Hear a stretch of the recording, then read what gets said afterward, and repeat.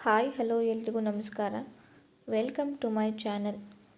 ಹಿಂದೂ ಸಂಪ್ರದಾಯದಲ್ಲಿ ತೆಂಗಿನಕಾಯಿಯನ್ನು ದೇವರ ಪ್ರತಿರೂಪವಾಗಿ ನೋಡಲಾಗುತ್ತದೆ.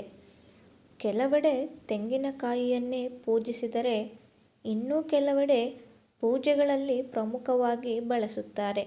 ಹೀಗಾಗಿ ಇದನ್ನು ತುಂಬ ಪವಿತ್ರವಾದ ವಸ್ತುವೆಂದು ಪರಿಗಣಿಸಲಾಗಿದೆ. ಊಟಕ್ಕೂ ಕೂಡ ತೆಂಗಿನಕಾಯಿ ಬೇಕು. ಇದರಲ್ಲಿ ಕೇವಲ ರುಚಿ ಮಾತ್ರ ಅಲ್ಲ, ಅನೇಕ ಆರೋಗ್ಯ ಗುಣಗಳನ್ನು ಸಹ ಇದು ಹೊಂದಿದೆ. ತೆಂಗಿನಕಾಯಿಯನ್ನು ಪ್ರಸಾದವಾಗಿ ಒಡೆದು ಪೂಜೆಯ ಸಮಯದಲ್ಲಿ ಪ್ರಸಾದವಾಗಿ ತಿನ್ನುತ್ತಾರೆ.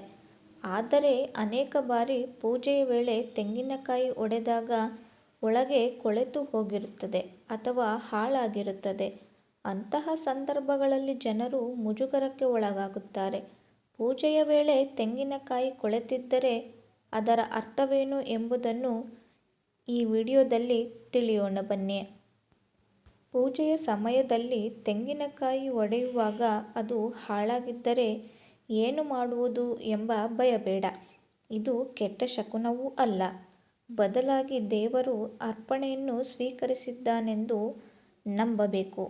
ಹಾಗಾಗಿ ತೆಂಗಿನಕಾಯಿ ಒಣಗುತ್ತದೆ ಅಥವಾ ಕೊಳೆತಿರುತ್ತದೆ, ದೇವರು ನಿಮ್ಮ ಪೂಜೆಯನ್ನು ಸ್ವೀಕರಿಸಿದ್ದಾನೆ ಮತ್ತು ನಿಮ್ಮ ಇಷ್ಟಾರ್ಥಗಳನ್ನು ಪೂರೈಸುತ್ತಾನೆ ಎಂದು ನಂಬಲಾಗಿದೆ. ದೇವರಿಗೆ ಅರ್ಪಿಸುವ ತೆಂಗಿನಕಾಯಿ ಶುಚಿಯಾಗಿದ್ದರೆ ಮತ್ತು ಒಡೆದಾಗ ಉತ್ತಮವಾಗಿದ್ದರೆ ಅದರ ನೈವೇದ್ಯವನ್ನು ಭಕ್ತರಿಗೆ ಅರ್ಪಿಸಬಹುದು.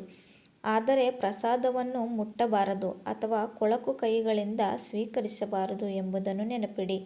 ಅಲ್ಲದೆ ಪ್ರಸಾದವನ್ನು ಕೊಳಕು ಹಾಗೂ ಜಾಗದಲ್ಲಿ ಇಡಬೇಡಿ. ನೈವೇದ್ಯವು ಆಕಸ್ಮಿಕವಾಗಿ ನೆಲದ ಮೇಲೆ ಬಿದ್ದರೆ ಅದನ್ನು ಪಕ್ಷಿಗಳಿಗೆ ಹಾಕಿ, ನಿಮಗೆ ಒಳ್ಳೆಯದಾಗುತ್ತದೆ.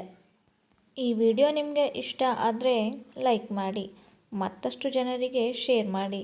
ನಮ್ಮ ಚಾನಲ್ನ ಇನ್ನೂ ಸಬ್ಸ್ಕ್ರೈಬ್ ಮಾಡ್ಕೊಂಡಿಲ್ಲ ಅಂದರೆ ಸಬ್ಸ್ಕ್ರೈಬ್ ಮಾಡ್ಕೊಳ್ಳಿ.